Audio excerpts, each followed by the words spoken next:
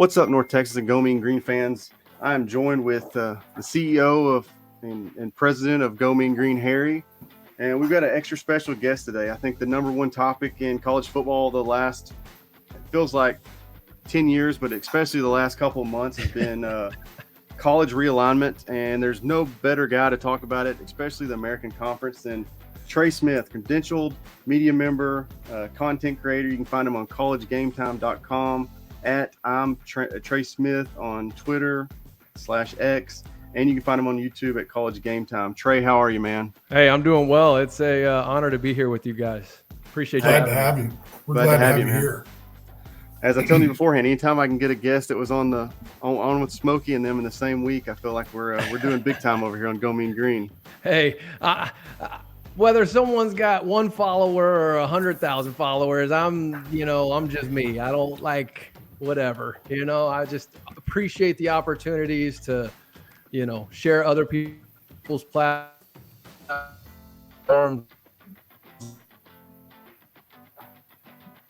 Well, one of these days we'll get back to talking some comment. So what are your thoughts? I know it's been there's a lot of information. It seems like it's changing daily as far as realignment. Sure. What's kind of a timetable when you think we'll get some resolution? Oh man, timetable. Well, that's just the thing. Obviously with the PAC, as I've said before, bringing Oliver Luck in as a consultant, time is not on their side. Now, what does that mean? Does that mean in the next 72 hours, or does that mean before Labor Day, end of September? Just looking at it logically, they have to get something rolling in the next month because there's a lot of planning and a lot of moving parts for the upcoming year, like 2024, that has to start right now.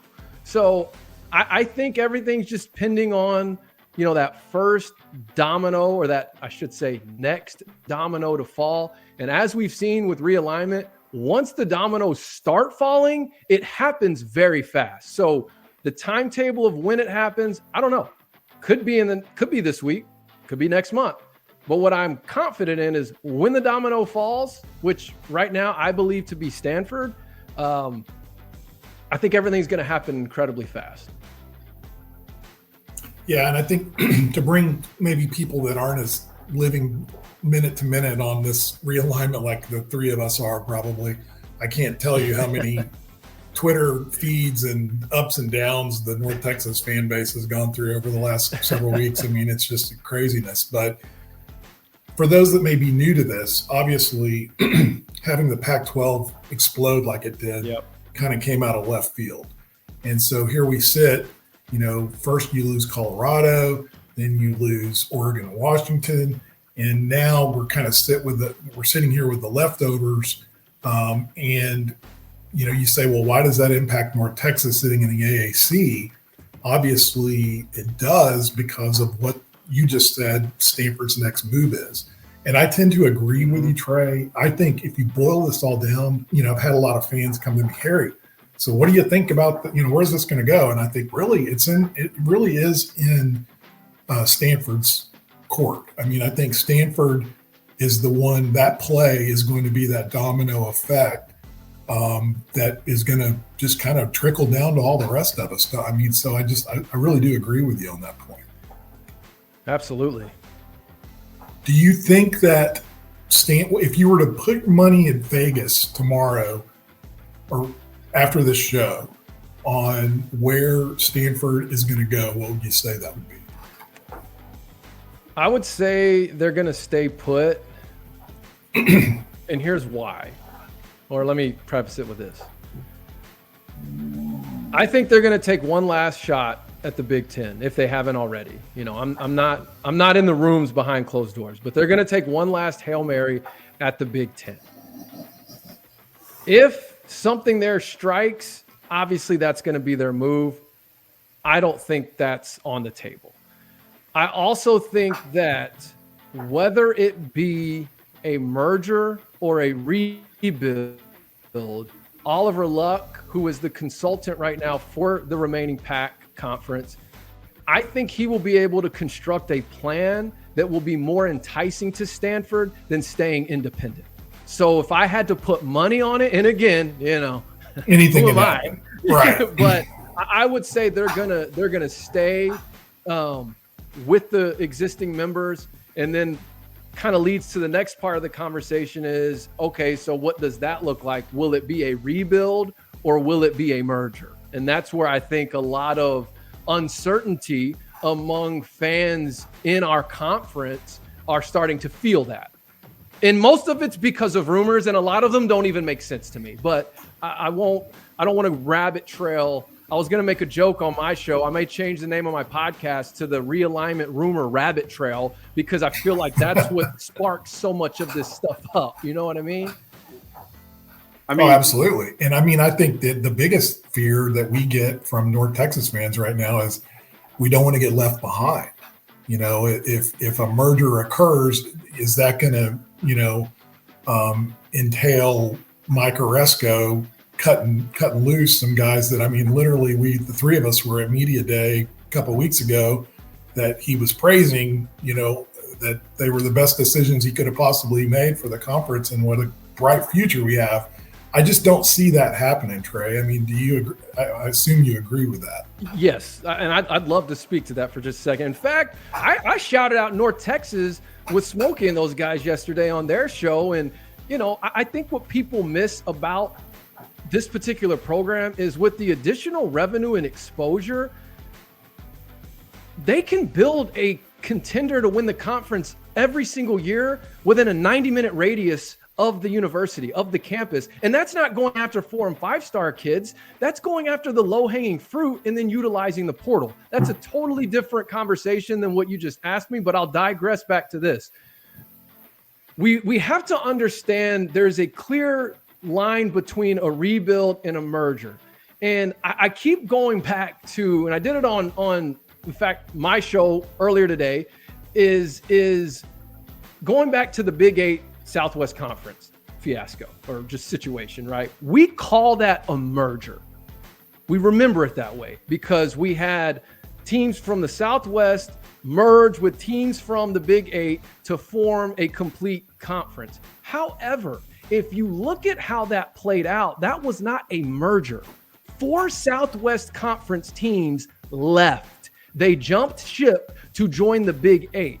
Now, they framed it and structured it in a way where it was merging the two to form a new conference, in my opinion, because of some of the pride and arrogance from the universities leaving the Southwest Conference. And I don't say that disrespectfully. I'm a Southwest Conference guy. Like, in my heart of hearts, that's who I am. But it's the reality of the situation. And so they had to do it in a way where it didn't make the 4 Southwest Conference teams look like the lesser than teams that were a part of this venture, so to speak. So then what you had was you had 4 teams left over. You had Houston, Rice, SMU, and TCU, right? And then what did they do? Well, they had an option they had a decision to make. Do we stay and try to make this thing work, even though all of our heavy hitters are gone? We lost Arkansas back in the early 90s. We just lost the remaining heart and soul of this conference. TV revenue is taking over, and we're going to be left out if we try to rebuild this thing. So I believe it was SMU, TCU, and Rice. They made a decision to accept an invitation from the WAC. Houston, I don't remember. I don't know if they went to the CUSA or if they went independent, but like that's what dissolved the Southwest Conference. There was not a merger and then a vote to dissolve and then teams left out. So here's the thing. In theory, could the PAC rebuild with Mountain West and American teams? Absolutely. That is on the table. That's going to come with heavy exit fees. And quite frankly, who's the media partner? That's what I asked on the show yesterday. Who's the media partner going to be? So I hope that the American Conference teams that may or may not be considering jumping ship to the PAC, I hope they clearly evaluate, okay, are we going to get as much exposure as we have right now with the ESPN deal? And is the revenue going to be better? Likely the revenue would, and so my point is let's just hypothetically say 4 teams, right? Because that's the big rumor mill right now. There's 4 teams that are, considering jumping ship to the PAC. Are 4 teams leaving going to kill the American? No. And quite frankly, Oresco is going to be in a position to negotiate those buyouts pretty high. So he could, in theory, off 4 departures, and I hate to even go down this trail because I feel like I'm giving credibility to it and I don't want to do that, but just hypothetical, 4 teams, 17 to 20 million a pop. That's another 70, 80 million coming in on top of the 50 million that you're getting from UCF, Houston, and Cincy. So now if you were in theory to put that money into your revenue distributions, well, now you're taking your $83.3 million a year that you have, and you might could get that up to $100 million a year in distributions and still have 10 teams. That's a very hypothetical, scenario I just went down. Now, as far as teams getting left behind, I mean, okay, if all of a sudden 10 teams in the conference decide they want to go jump ship and be a part of the pack, first, they need to have the invitation to do it. Second, they need to have the money to get out. Is that on the table? Well, it's realignment season. I don't want to be one to take anything off the table, so I guess it is. But I think what people need to at least rest assured of is that Mike Oresco is not visiting with Oliver Luck on how Oliver Luck can rip apart his conference to save Luck's. And I'm very passionate about that and feel pretty strongly about that.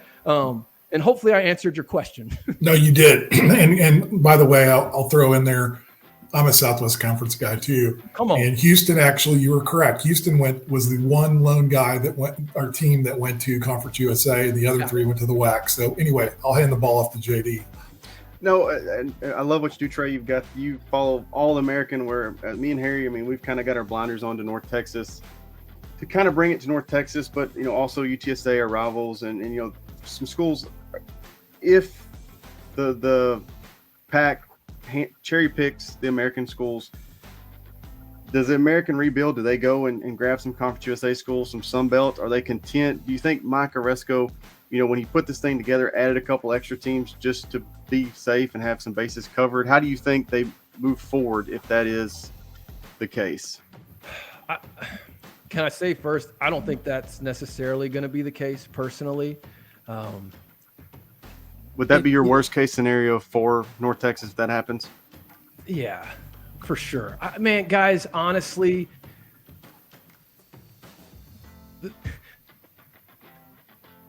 since out here is just a full merge that deal up.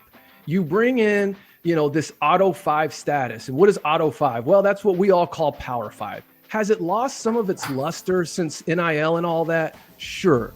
But where has it not lost its luster? In recruiting. And recruiting is the lifeblood of every college football program in America. And so if there's a way to merge 100% of the American with the remaining 4, you have a media partner in place, you're able to retain this Auto 5 status. And then what do people say? Oh, well, they'll just vote them out. They'll just vote them out.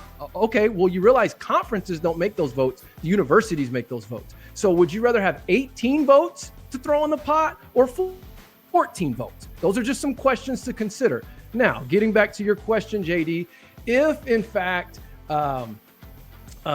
it shakes out this way where there's some teams that jump ship, right? We got to acknowledge that as a possibility.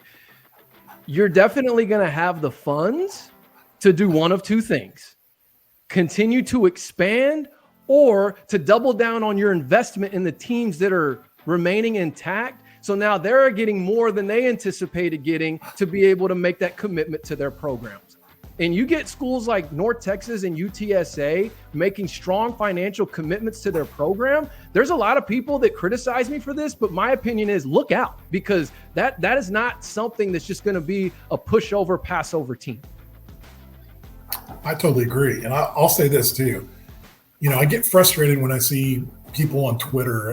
I got to get off Twitter, man. It drives me crazy sometimes. But, saying things like, well, the AAC is, they've lost all their premier programs, Houston and Cincy and all left. And I'm just sitting here going, dude, do you not understand that the same people were saying that the AAC sucked because Houston, Cincy, and all these teams, when they formed the thing, we're not going to get them. You know what I mean? To me, it's not about the teams that are leaving or coming in. It's the development ability of that conference, what it can nurture of these programs, the exposure on ESPN, those types of things.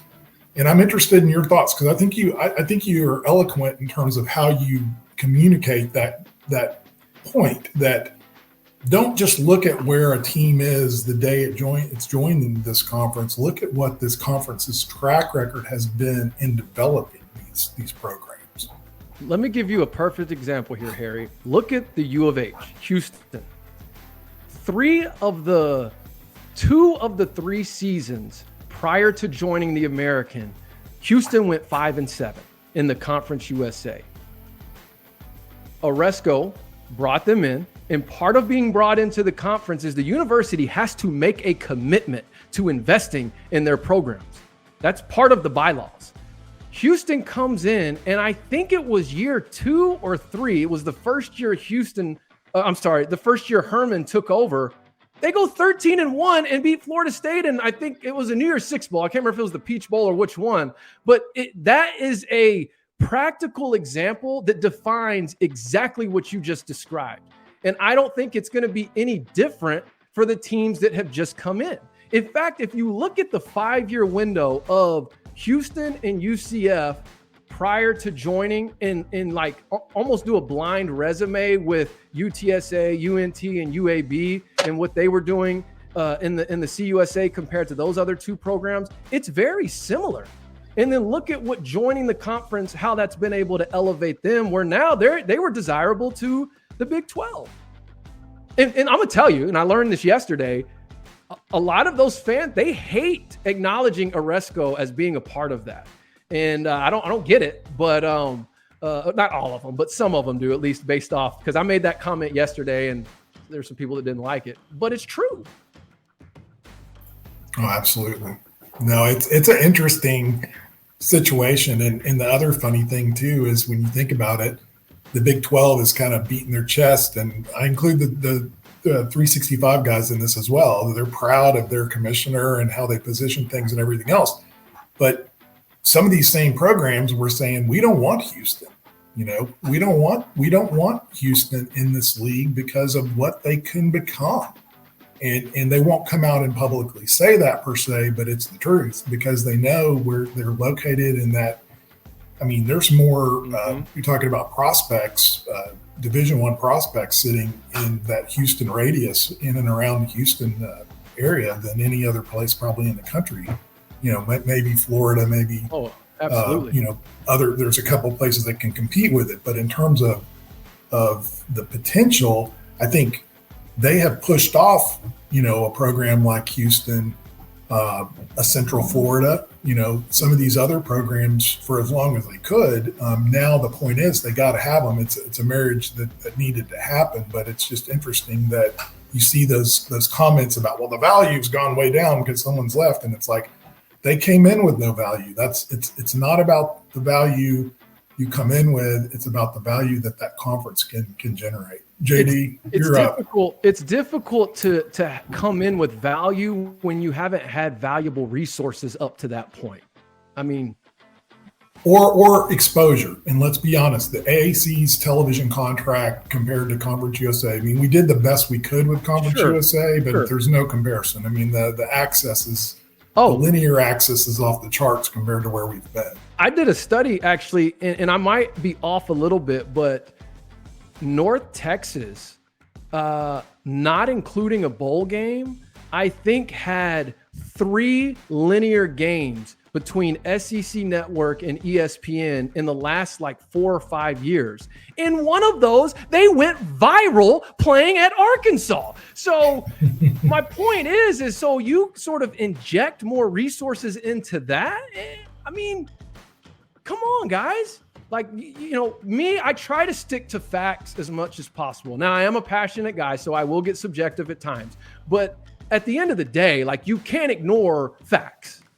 So, sorry. Go ahead, JD. No. And I mean, I'll say, we talked about it earlier. These things change so quick. I mean, you wake up in the morning, the first thing you read on Twitter is, the American has blown up, and then by the end of lunch, we're a Pac 5 or Power 5. So it's like this thing changes. I do want to give you credit. I mean, from the beginning, you stayed neutral. You stayed on target. Some guys have went, but you're, like I said, you're a must follow. I do feel a lot better about Arezzo being our commissioner in the American where we're at. I mean, I'm super confident. I think he's one of the best commissioners in the country. So as a North Texas fan, I agree. Do want to transition, since you do cover the American as a whole. I like getting an outsider's perspective. North Texas, to you, the Morris hire, where do you see our program? Where do you see our program going? How are you feeling, I guess, North Texas moving forward? Oh, I think with the injection of the resources that are coming your way, and just being honest, I don't know that it's going to be immediate with North Texas. Just because, like, right now, I know, like, the quarterback situation, like, there's some question marks. Like, I think it would be unfair to Morris to come in and say, oh yeah, year one, they're going to be competing for it all. Whereas I do think it's fair to say that for a UTSA. And I know that's not what y'all want to hear necessarily as that being your rival, but just looking at what they already have in place coming in, they're built very similar to what Central Florida was coming in when they had Blake Bortles. They were coming off a good run in the Conference USA. And then that first year in, they go to a New Year's Six game and beat Baylor. And so I'm not saying that will necessarily be the case, but I think North Texas deserves a chance to, like, let the resources take root, see how that impacts the recruiting, let Morris establish, like, his program and his culture. And then I think a year or two from now, the Mean Green are going to be a team that, like, people are more familiar with. And quite frankly, where that I think is going to benefit the most is starting to engage the 300,000+ active alumni that are just in the DFW that, have another favorite team. Okay, that's fine. You can still have your other favorite team, but when North Texas is popping up so much, and they're 5-1, 5-2, they're winning some games, things like that, I think you'll start to engage that fan support, and that's only going to help, that cycle of success that I believe the Mean Green is set up for. Though personally, I don't think it will be immediate. Trey, I appreciate it. Like I said, I think you're a must follow at College GameTime, YouTube, Twitter, collegegametime.com. I may have to edit out the part about you saying UTSA is going to be the next Central Florida. We may have to do some editing post for that. Sorry. No, man, I appreciate you jumping on. I hope we'll get you on again throughout the season. Like I said, you do a great job covering the American, and for any American fans, I think you're a must follow. But like I said, appreciate you jumping on and keeping us up to date on the realignment talk. Hey, no, thank you, Trey. No, it was very entertaining and informative. I enjoy. We need to have you back for sure. Hey, it was an honor to be here anytime. I'm a local guy as well, so if you guys ever want to get together offline or something, just holler.